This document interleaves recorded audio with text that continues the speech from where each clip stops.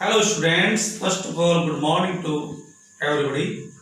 एक बार फिर स्वागत है आपका नए वीडियो लेक्चर के साथ। और आज का वीडियो लेक्चर बहुत ही अमेजिंग, वेरी इंटरेस्टिंग रहने वाला है। आपको वीडियो को शुरू से आखिर तक देखना है और यदि आपने चैनल सब्सक्राइब नहीं किया है तो उसे सब्सक्राइब करें ताकि लेटेस्ट अपडेट आप तक पहुंचते रहे।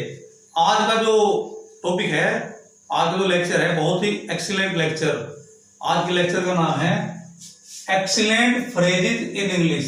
मतलब कहने का इंग्लिश में बहुत ही बढ़िया किस्म के वाक्य जिनसे आपकी इंग्लिश इंप्रूव होती है, बढ़ती है इंग्लिश, इसको करना तय करना।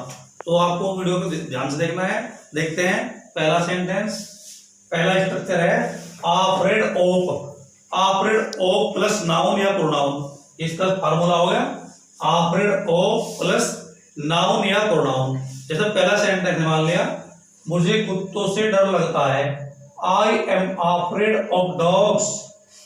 I am afraid of dogs. इसी तरह से आप बहुत से सेंटेंस बना सकते हैं।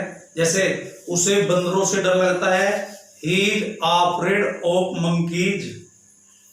इस तरह से आप अभ्यास कर सकते हैं। सो मेनी सेंटेंस आपको अभ्यास करना है, बनाने हैं इस तरह से। इसका फार्मूला मैं आपको बता चुका हूं, आफ्रेड ऑफ प्लस नाउन या प्रोनाउन। दूसरा स्ट्रक्चर आएगा टायर्ड ऑफ या सिक ऑफ। दोनों का प्रयोग एक समान ही होता है। इसका मतलब होता है ऊब जाना। टायर्ड ऑफ या सिक ऑफ, इसका मतलब होता है किसी चीज से ऊब जाना। जिस तरह से मैं इस फोन से ऊब गया हूं, I am tired of this phone. Tired of this phone या I am sick of this phone, किसी तरह बनाते हैं। इस तरह से मैं इस बाइक से ऊब गया हूं, I am tired of this bike या I am sick of this bike. जिस तरह से मैं अपने मित्र से ऊब गया हूं, I am tired of my friend या I am sick of my friend. आप इस तरह से अपना अभ्यास कर सकते हैं। You can make so many sentences. I have told you formula tired of sick of, मतलब क्या बताया, ऊब जाना। अगला स्ट्रक्चर देखते हैं आज का, want to be. Want to be का प्रयोग करते हैं हम, मैं बनना चाहता हूं। इसका मतलब होता है मैं बनना चाहता हूं। जिस तरह सेंटेंस है, मैं एक इंजीनियर बनना चाहता हूं, I want to be an engineer. मैं एक डॉक्टर बनना चाहता हूं, I want to be a doctor. मैं एक बिजनेसमैन बनना चाहता हूं, I want to be a businessman. ये भी कह सकते हैं बाई चांस, जिस तरह से मॉडर्न इंग्लिश में कहते हैं want to be. I want to be a doctor, I want to be an engineer, I want to be a businessman. इस तरह से you can make so many sentences. I have told you formula. Formula क्या है, want to be या modern English में मैंने आपको बताया want to be. Want to be और वांट टू बी दोनों का मतलब एक ही है, बनना चाहता हूं। You can make so many sentences and you can improve your English. You can have conversation each other on such type of phrases. इस तरह के फ्रेज पे आप कन्वर्सेशन कर सकते हैं, बातचीत कर सकते हैं, बोल सकते हैं और अपने खुद के सेंटेंस बनाकर अभ्यास कर सकते हैं। आज का अगला the next phrase is have got. आपने हैड का प्रयोग पढ़ा होगा, उसके समान ही होता है अभी हैव गॉट। जिस तरह प्राप्त कर लेना या पास होना। मेरे पास एक बाइक है, I have got a bike.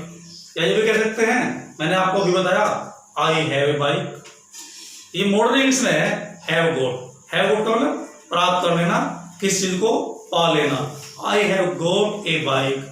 मेरे पास एक मोबाइल है, I have got a mobile या आई हैव मोबाइल। उसके पास मेरा पेन है, he has goat my pen. तुम्हारे पास मेरी घड़ी है, you have got my watch या यू हैव माई वॉच। मतलब इसमें दो तरह के सेंटेंस बताया आपको। आपने पढ़ा हुआ हैज हैव हैड का प्रयोग। इसका प्रयोग पोजीशन के लिए करते हैं, जो चीज हमारे पास है, जिस पे हमारा अधिकार है। इसी तरह से हैव गोट का प्रयोग है। हैव गोट जो है वो मॉडर्न इंग्लिश में है। मॉडर्न इंग्लिश में हैव गोट का प्रयोग ज्यादा होता है। जिस तरह मेरे पास एक मोबाइल है, I have got a mobile. उसके पास दो कारें हैं, he has got two cars. या पहले पढ़ाते थे ही हैज टू कार्स, मैंने अभी आपको बता दूं अंतर। अब अगला स्ट्रक्चर देखते हैं वेंट ऑन। बहुत जाना माना स्ट्रक्चर है। इसका प्रयोग तब करते हैं जब कोई कार्य कंटिन्यू है, चल रहा है। जिस तरह से ही वेंट ऑन स्टडिंग, वह पढ़ता ही रहा। वेंट ऑन के बाद वर्ब की आईएनजी फॉर्म का प्रयोग करते हैं। मतलब फार्मूला होगा went on plus ING form, ING form. इस तरह से प्रयोग करते हैं। वे दौड़ते ही रहे, दे वेंट ऑन रनिंग, वह रोता ही रहा, ही वेंट ऑन वीपिंग, वे खेलते ही रहे, दे वेंट ऑन प्लेइंग, वह हंसता ही रहा, he went on laughing. You can make so many sentences. You can